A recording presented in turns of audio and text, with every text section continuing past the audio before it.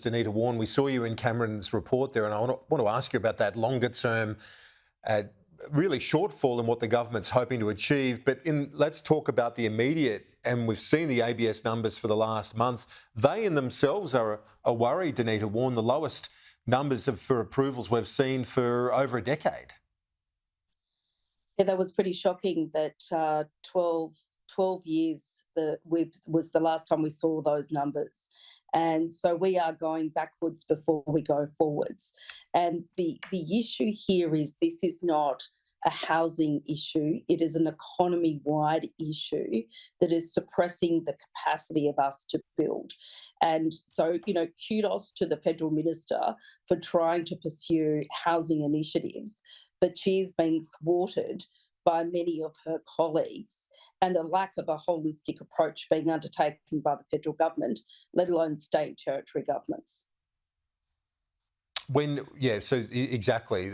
That lack of cohesion across jurisdictions, a massive thing. Correct me if I'm wrong, but so much of this comes back to planning approvals at the very local level. It does, Kieran. It is all about planning approvals, the delay in planning approvals, improper zoning to enable us to build. We will need to ensure that in housing going forward, at least 50% of those houses built have got to be medium density of up to about 6 levels through to high rise. So we simply do not have the capacity, both in terms of greenfields and brownfields. But then, of course, we've got a massive shock on labour shortages, and we have a massive shock on IR. And I note that our research that we've just shown there in that package does not yet factor in the cost implications of the EBAs that are currently being negotiated by the CFMEU with our members, nor does it take into account the impacts of the more recent industrial relations changes that we've yet to, we're not able to model at the moment. So this is best case scenario, and things will only get worse if we don't have a reversal of some of these IR changes and we don't resolve our labour shortages, as well as all of those regulatory changes that you've just mentioned.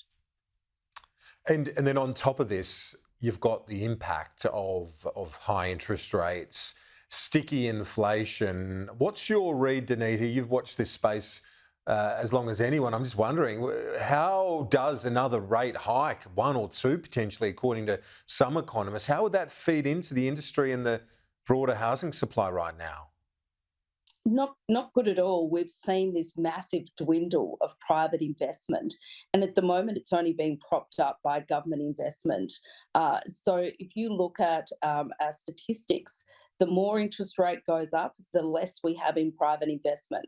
And there is no way known we're going to meet 1.2 million homes simply through government investment. We have to recharge the private investment market, whether it's mum and dad owners, mum and dad investors, right through to institutional investors. Yeah.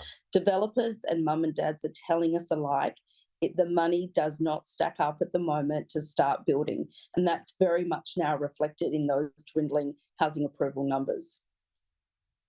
Denita Wawn, Chief Executive at Master Builders. Great to chat as always. Thanks. Thanks, Kieran.